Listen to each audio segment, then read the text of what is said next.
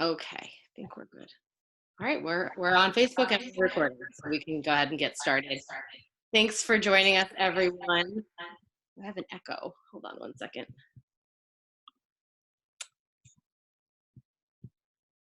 Okay, is that better? Sounds good. I have an echo, but that's okay. All right, we're gonna get started. Thanks for joining us, everyone. This is the Invincible Health Series with Dr. Vin, and today we're gonna be talking about brain health again. This is the fourth part, and today we'll be focusing on sleep.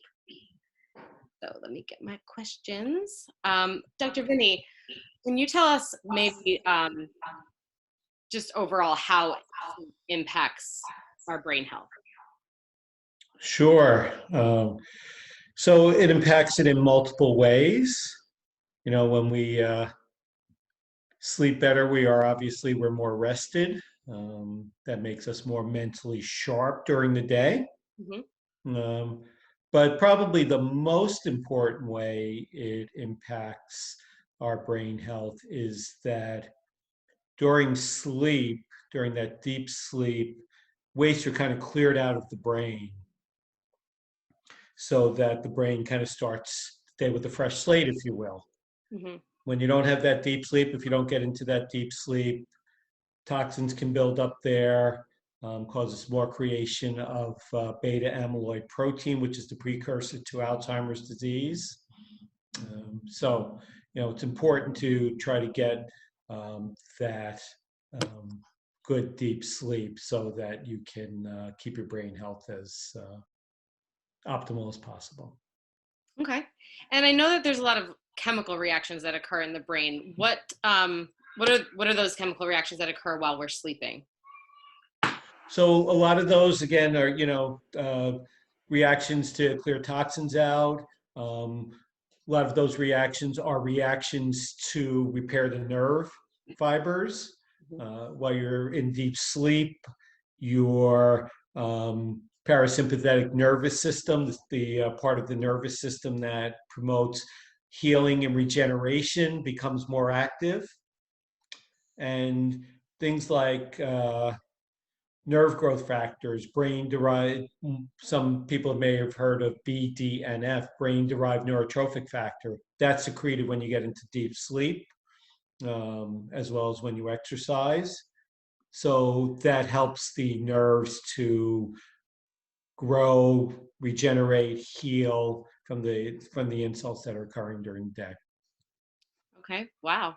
Um, that's a lot of scientific information, but it sounds like it's really good for our brain. Um, and Yeah, bottom line, sleep deep, you know, and your brain will heal. and regenerating those words, those are good. Yeah, Yeah. definitely sounds like it's very important. And then about how much sleep should we be getting every night, and especially in that deep sleep part that you just talked about. Yeah, most um, experts say that we should be getting 7 to 8 hours of sleep every night. Americans appear to be chronically sleep deprived. Mhm. Especially when we're active, or people have they stay up late watching screens, or they might have a pet in their room, or kids that are still waking up. So it's hard to sometimes get into that full deep sleep. Um, if you sleep for those 7 to 8 hours, you're going to cycle in and out. Right. As long as you don't have a sleep problem, such as sleep apnea. We should probably talk about that a little bit too before we Yeah. finish up today. Okay. Yeah, we'll get right back to that. So, you mentioned obviously sleep apnea, but people have hard time getting to sleep and staying asleep. So, do you have any recommendations for those who may have trouble sleeping or staying asleep once they're asleep? So the basic um, sleep hygiene recommendations are that we should be cutting off our screens at least an hour or two before we go to sleep. If you're going to be looking at screens at night, you should probably get blue light blockers. And the reason for that is that the blue light impacts our brain, specifically the pineal gland in the brain. the gland that produces melatonin, and it shuts down melatonin production. So if you're having any trouble Okay. sleeping, you should have blue light blockers on. That's the bottom line on that. We should be getting into routines of kind of winding down, doing something relaxing before sleep. We shouldn't probably be watching, the news programs and right up until the time to go to sleep, especially if you find them aggravating in any way. So, And how could you not? so yeah, so that, some people like to read a book before they go to bed. Some people, just like to relax. Meditation before bed would be okay. Some people put on on some of these meditation apps, they actually have sleep stories that you can listen to if you're having trouble focusing to get to sleep. I mean, that sounds like an oxymoron that you have to focus on getting to sleep, but sometimes our thoughts are just all over the place. So if you're one of those people, perhaps using a meditation app and listening to a sleep story where you can get lost in that rather than your own thoughts could be helpful. So yeah, I think that's about it. Avoiding the screens. Try not to eat about 3 hours before you go to bed. Guess that's something else, because if you eat closer to bedtime than that, then it raises your insulin and cortisol, and that can disrupt your sleep later on in the night, even if you fall asleep okay. Excuse me, okay. And alcohol, even though alcohol sometimes put people to sleep better, easier, it again disrupts sleep a little bit later on in the evening, and sometimes people don't get into as much of a deep sleep when they use alcohol. So Yeah, no, that's a good point. What about room temperature? I've heard before that, it shouldn't be too warm in your room. Maybe, I don't know if there's any ideal room temperature, but yeah, it should be a little bit cool, that you can kind of accommodate with a sheet or a blanket, depending on how you like it. But yeah, if you're too warm, you're definitely going to wake up, and obviously if you're too cold also. But usually, it's easier to adjust to the room being a little bit cool by putting blankets and your sleepwear rather than the other way. I guess if people have hot flashes, then yeah, maybe they want to even keep it even cooler. So yeah. um, and then is there any other ways to support our sleep as far as supplemental or other ideas that you have? Yeah, I mean, there are certainly a lot of companies make sleep supplements that people can try. A lot of people tried melatonin. Uh, it works for some people. My experience has been that melatonin in and of itself does not usually work for many people. But there are other supplements, things like L-theanine is an amino acid that some people will use. We use that. That's something that's recommended in the brain health program that we're putting together to help people sleep better during the night, that kind of thing. And so those are probably the major things, Yeah. supplement-wise, that people can have. Okay. Great. And then if you wanted to go back and talk about sleep apnea some more, I'm sure that would help a lot of other people out that may be struggling with that. Yeah. Yeah. So a lot of, so sleep apnea, where you um, either stop breathing. Hmm. That's called central sleep apnea. Most sleep apnea is what we call obstructive sleep apnea, where their airways collapse and then you can't get a breath in.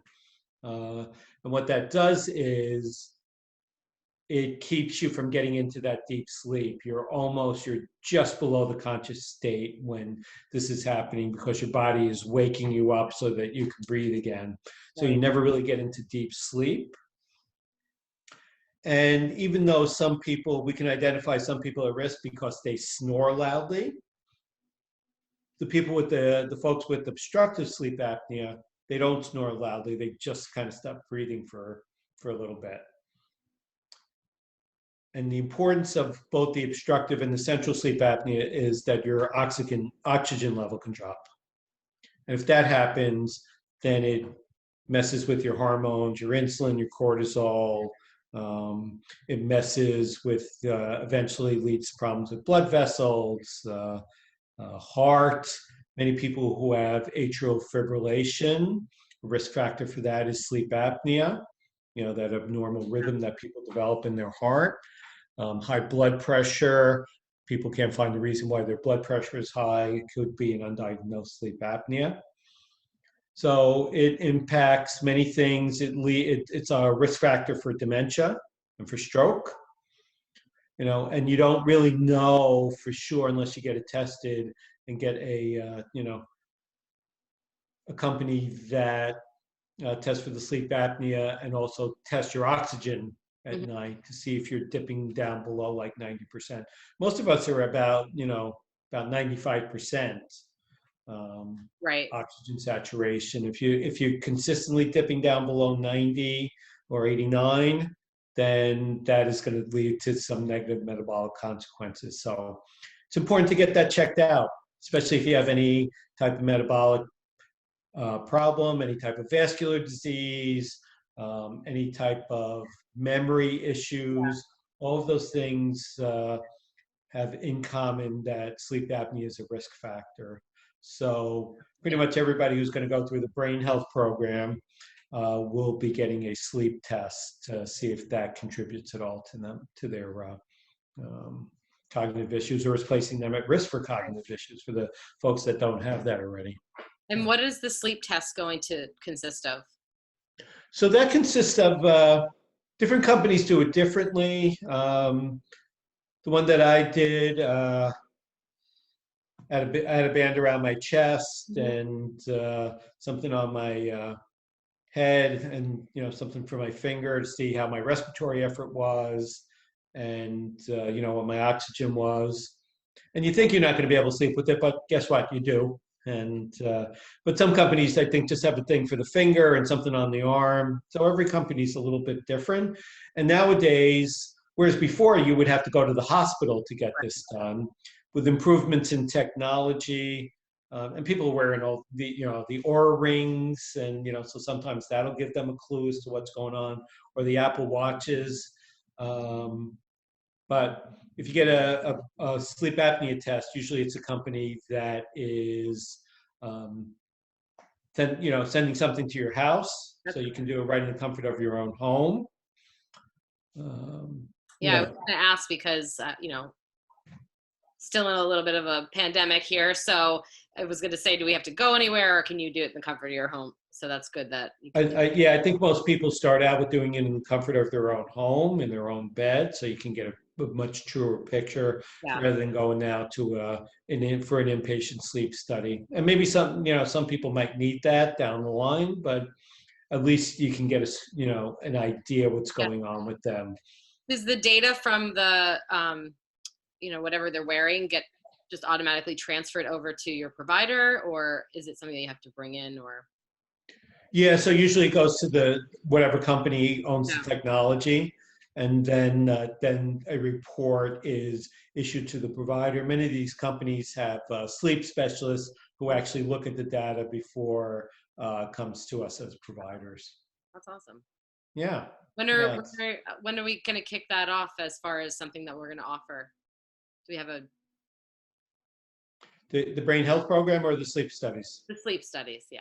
The sleep studies we can do now. Okay. It's not something we've advertised, but I guess this is as good a time as any. Definitely. And the brain health program will probably be within the next, I would say, 4 to 6 weeks. We should be ready to go. All right. So people just keep coming to our weekly sessions to learn about brain health, and we'll keep updating everyone on the rollout of the program. Anything else to mention regarding sleep and our brain health that you wanted to leave before we wrap it up here? No, I think the important thing is to try to get a good amount of sleep. Make sure you feel rested when you wake up. If you don't feel rested when you wake up, then definitely that's a risk factor. That's could be a sign of sleep apnea, so get tested for that. And just the sleep hygiene issues, I recommend staying away from screens and aggravating programs and that kind of thing. And not eating for 3 hours before bed is also helpful. And if you find that alcohol disturbs your sleep, try to do that earlier in the evening or not Yeah. at all. And then, yeah, get that test for sleep apnea if there's any question at all, for sure. Yep. And if anyone has any questions, feel free to either unmute yourself or you can pop them in the chat. On Facebook, we just have a little hi from Marsha Wolf. So hi, Marsha. Thanks for coming and watching. And yeah, so if anyone else has any questions, feel free. I have a quick question. Yeah, go ahead, Marsha. Two quick questions, actually. You mentioned it, and I was going to ask you before you mentioned it. The Aura Ring, do you think something that's worth looking into? It's kind of expensive. And the another product, mouth tape, which is not expensive. It's in fact practically free. So that to promote nose breathing instead of mouth breathing. Oh, the tape? Yeah. What do you think of those two ideas? You know, I actually tried the tape. It didn't really help me all that much. I don't have bad sleep apnea, but I had a very mild case of central sleep apnea. So the tape certainly won't help that, because that's just my brain saying, you're not going to breathe for 15 to 30 seconds or whatever. So it won't help that. Perhaps it can help some of if the obstruction is in the nose and you hold the nose open, it could help those people. Most people, the obstruction is farther back in the pharynx, the throat area. So it's not going to really help those people all that much. I've been using it intermittently a little bit, but it's, I think I'm sleeping more soundly because, number one, I'm not so I am a mouth breather, and so I'm not so thirsty. I don't wake up in the middle of the night to take sips of water. So if the obstruction is in your nose, certainly it can help, for sure. And the Aura Ring, what do you think of that? There are a number of people around me that are using it, and are saying that they feel like they're getting good data from it. I haven't tried it out myself. I am thinking of getting one and trying it out and seeing how. I'm waiting for a sale. Always a good plan. Well, thank you very much. Okay, you're welcome. Okay. Well, if there aren't any other questions, I just want to remind everyone that, we do this every Thursday at 4:30. So be sure to join us next week, either here on Zoom or Facebook Live. We also have, I just wanted to plug another event really quick while I have everyone. Our Dress for Health Success health series is going to be starting. We had it originally scheduled for tomorrow. We're going to push it to next Friday, the 26th at noon, because of the snowstorm and staying home with lots of kids. It's not so easy to do the Zooms, but you can find all that on our website or on our Facebook page, and we'll continue to update you with the information about the Brain Health Program as well. So thanks to everyone for joining us, and we hope to see you next week. And next week, we're going to talk a little bit about heart health, because February is Heart Health Month. So we'll talk a little bit about that. All right. Thanks, Dr. Okay. All right, everybody stay safe and warm. Bye. Bye.